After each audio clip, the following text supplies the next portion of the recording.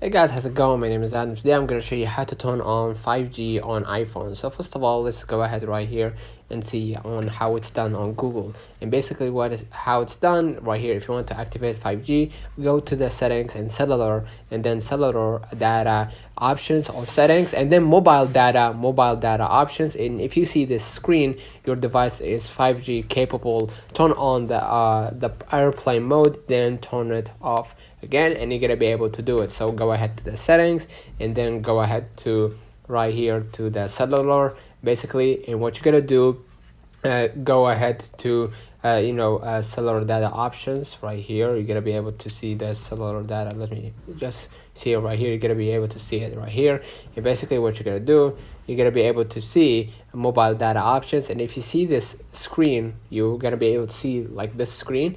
You're gonna be able to see that now my voice and data is on 4G only. So you're gonna be able to see if your device is capable of 5G of data in your iPhone. So as you can see, my iPhone is in 4G. Let me know in the comments if this video helped you. Don't forget to like and subscribe, and thank you for watching, and don't forget to follow us on social media.